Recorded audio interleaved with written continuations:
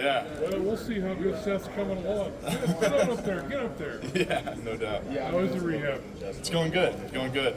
Getting a bunch of great reports from my surgeon and my PT, and timelines I'll be back for training camp. So that's good news to hear. From years of covering the NFL, I know that running backs and other skilled players would say a year to heal and a year to trust you. You heard that, or what have they kind of told you on how you're going to handle it? Yeah, I don't know. First time ever going through something like this, so it's a learning experience each step of the way, and I'm attacking rehab each day, and it's going really well. And when my doctors say I'm good to go, I'll have to trust it, and we'll go out there and see how it does. Seth, where have you been rehabbing or doing all that stuff? I've been working with the people in Columbus at the Ohio State facility. Seth, outside of yourself, who's the leader of that Ohio State offense? Will Howard. He brings in a presence like into the huddle and intensity. You know, he knows exactly what he's doing each play, and when you have a guy like that can come in and like, hey, here's what we're doing. It's 3rd and 3. We got to get this, and when he can bring in that energy in and fire everybody up, it was definitely a difference maker. Was that like immediate, or did he kind of grow into that as the year went on? He definitely grew into it. You know, you got to go out there and gain confidence for yourself and gain the trust of your teammates. And throughout the year, he just got better and better. We got to give you credit for the roller coaster existence in college. You know, Alabama, then the snaps, then the transfer, and then you know you do great at Ohio State. Then you get hurt, but then at the end, the plastic image of you smoking a cigar on the side. How would you describe the ups and downs you've gone through in the last couple of years? Yeah, it's been an awesome career. Wouldn't change anything for the world. Being the two greatest football programs in the country, like 2 most winningest, or 2 of the top 3. It's been an incredible blessing to be a part of those teams and win a lot of games. And you know, there's ups and downs that come with it, but it's put me in this position where I'm at right now. And you know, I wouldn't be where I was without the worst parts of my time, and I wouldn't be where I am without the best parts, clearly, but wouldn't trade anything for the world. What's this last week been like? What kind of feedback have you gotten from teams? Yeah, it's cool. I think everybody's just trying to see where this Achilles is at, and you know, it's going good, trying to reassure people that it's going to be good, trying to really wow people on the board work and teaching them like the stuff that we did at Ohio State, and I think I'm doing a really good job there. Just got to keep getting the trust and keep going to work on this PT and rehab, and by April we'll know a lot more how that's going. What do you feel like you were able to learn, you know, the last few months, even while being sidelined? What do you feel like you were able to pick up? Yeah, the biggest thing is I never had a season-ending injury like this, so you know, I know why I love to play football, but I didn't realize how much I would miss football if I didn't have it, and that's reignited a fire in me to get back out there and get my competitive juices flowing and attacking this rehab each day like it's a Saturday game. So just excited to get back out there and get another opportunity to play football. What do you think separates good centers from great centers? What do you think separates? I think communication. You can do your job, you can know what you're doing, but if you can't effectively communicate that to the 4 people and you know the tight ends and the quarterback at the line of scrimmage and all the different environments that you can play in, if you can't do that, then you won't elevate the game of everybody else around you. If you have a great center in there that can communicate and have everybody on the same page and everybody has trust in that center, people play much faster and it takes a lot of the thinking out for everybody else. So whichever team that drafts you, what kind of player are they? Yeah, I think they're getting somebody that can do just that. I've played in a ton of environments, the hardest environments across the country, multiple different conferences, played with a lot of different systems, played with a bunch of different quarterbacks. I know how to effectively communicate to everybody, and I think I do raise the level of play of those around me. Seth, have you met with the Tampa Bay Buccaneers? I have not. What did it mean to you to be named the best center in college football? Yeah, it was awesome. You know, you don't really. My whole mentality is I don't really play for awards like that, especially stuff that's voted on, because there's not really like you can't really prove what you've done to get there. That's based on like votes, but to be voted for that is cool.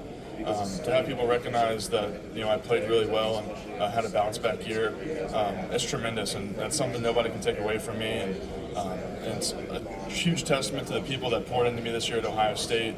Coach Justin Fry did an incredible job. Coach Day for just having the respect of my game to bring me in, and you know not listen to everything that goes on Twitter, and to have that amount of confidence in me, it really helped me play at a high level.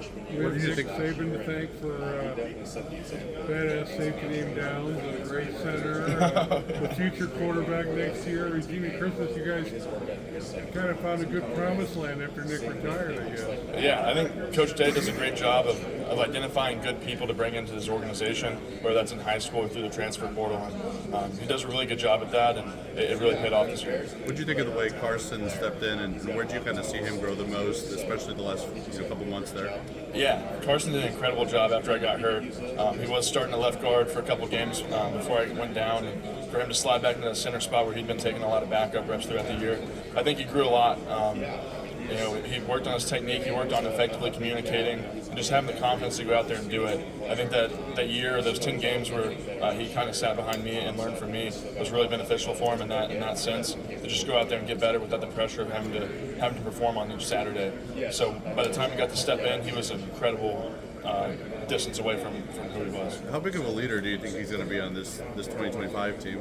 Yeah, he has to. He's been in the fire. He started, probably 18 games now in his career. That's a pretty veteran starter over the course of 2 years. So, and especially at that center spot, he'll be able to bring a lot of people along with him, and he'll definitely be the tip of the spear of that offense. Were you surprised the guard rotation worked as well as it did? Yeah, I mean, I think those guys played their best football in the games. Luke Montgomery stepped up a ton because he wasn't even in that rotation early on in the year. It was always Tegra, Carson, Donnie, and Austin Servell, and he was kind of that odd guy out. So he just got to sit back, progress, keep going to work each day. And when he got out there in the game, he actually had to go full speed and do it. He played really well. How important are these interviews for you this week since you can't work out? Yeah, I mean, that's the only thing I am doing. So the medical stuff is important.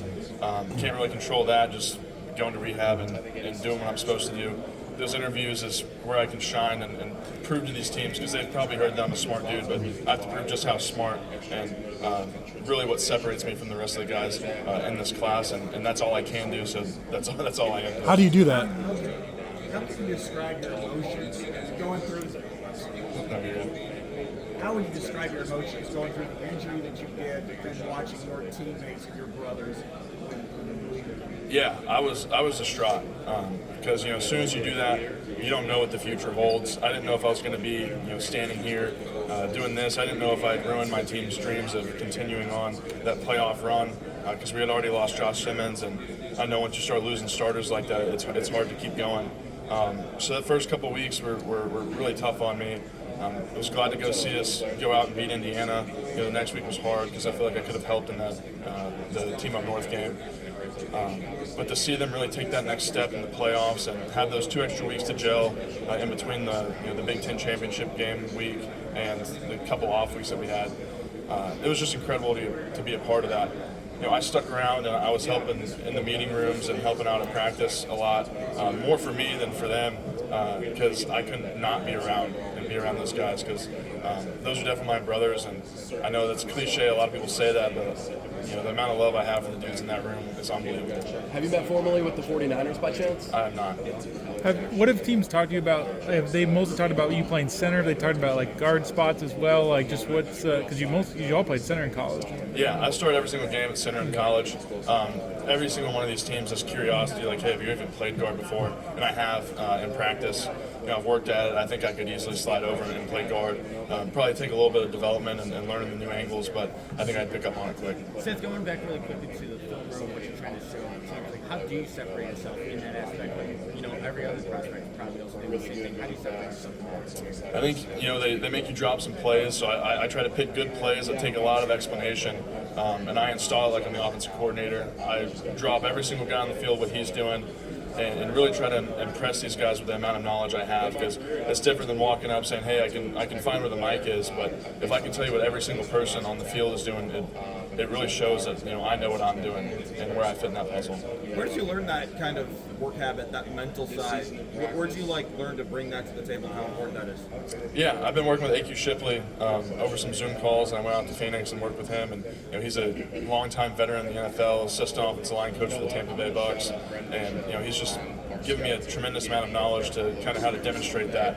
I've played in a ton of different schemes. I had all the schemes at Bama, went to Chip Kelly's offense at Ohio State, more of a pro style numbering system, and I've had a ton of offensive line coaches. I've had 4 offensive line coaches in my 5-year career, so I've learned from a ton of different people. Just picking up different knowledge from each one of them has been a very beneficial process to go through for me, and I think it really helps me when I can go out there and demonstrate what I know and how much knowledge and experience I have. Well, back to what I've been asked, but can you explain part of that decision to transfer from Bama to Ohio State? Yeah, I didn't have the year I wanted to my last year at Alabama, and my end goal was I wanted to play in the National Football League. Going into that 4th year, I had a draftable grade. At the end of it, I didn't. And if I wanted to go and get to this point, I had to challenge myself. I had to be uncomfortable. I went to Ohio State where they had a guy who had started 12 games at center the year before. I knew if I couldn't play at Ohio State, then I wasn't going to play in the NFL anyways. But the scariest decision is the one that's going to make you grow the most. And that's definitely what it was. Going into a high-pressure environment, national championship or bust team, if I couldn't perform, I wouldn't be here anyways, and I didn't deserve to be here. But I went there, proved myself to the coaching staff, to the guys in that room, won a starting spot, played really, really well those 10 games that I got before I got hurt, and I've put myself in a position to be here, so I'm thankful for the whole process. I was just talking with Josh Simmons over there, and he said you're one of the most intelligent teammates he's ever had. What was it like working with Josh? Yeah, I appreciate that, Josh, over there at Podium 6. But yeah, Josh Simmons, he's a freak athlete. He's one of the most athletically gifted persons I've ever played with in the game of football in my 5 years of college. Being 310 pounds and being that explosive, that powerful, have that type of bend, upper body strength, he's everything you'd want in a left tackle in the National Football League, and he can go out there and go athletically toe-to-toe with anybody in the league. When you were in Chicago playing at Wrigley Field, your experience in the city, what did you think? I don't know how many times you've been in Chicago, but how much you enjoyed. I know that playing at Wrigley had to be a unique experience. Oh, it was unbelievable. I had never done anything like that in my career, and playing in Wrigley was awesome. I'd never been there. I'd never really been to that ballpark. I'd never really been to Chicago, to be honest. And to go out there, see all the Buckeye fans that traveled, filling out that stadium like 85%, scarlet and gray. It was an awesome experience. Seeing the ivy on the wall, going in there the day before, seeing the sunset over the field, it was surreal, and that was a cool, last game experience in my college career. Have you had a chance to talk with the Bears at all? I have not. Not yet. Going back to one of your matches from last season before the injury, the Oregon game. Do you remember the matchup with Harmon, 55? So you had an impressive week here, probably one of the better matchups you had in the season. Yeah, he's a really good player. Super strong, powerful, quick dude for his size. Really good in the pass rush. He's really good at getting to your back pad and trying to get through you. Most of the stuff I had against him was on third downs, and we had a good plan. He didn't really do a whole lot on me that game, but he's an incredible player, and I think we schemed him up really well in the third down. And also in that game, Caldwell, 90, their nose tackle, who's just one of the bigger guys here in general. That's obviously a really physically imposing matchup. What do you remember that? What made him unique? Yeah, he was stout. He still had some length. Even he's a kind of short person, but he still had arm strength, arm length to kind of lock you out. Super low to the ground, super low center of gravity, so it's hard to kind of dig him out of there. You really have to have that guy on a double team if you want to get any sort of movement on that guy, and I have a lot of respect for him. Hey Seth, have you really been snapping the football since you were 7? Yeah. So, what's interesting about that is, did you always, was it your dream to be the center? Yeah, I think that's the most fitting the most fitting spot for me. Started my career off at running back, got 2 plays before the center fumbled the ball to the quarterback, so they put me at center, and that's kind of where I stuck most of my career outside a couple years of high school.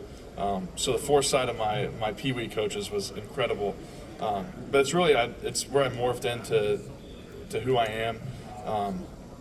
It's the best fit for me on a football field, and it's kind of cool to see that progression since I was a young kid. So it's obviously critical in the NFL. I mean, you have to identify and keep what's going to translate best for you, given your incredible intelligence at the position.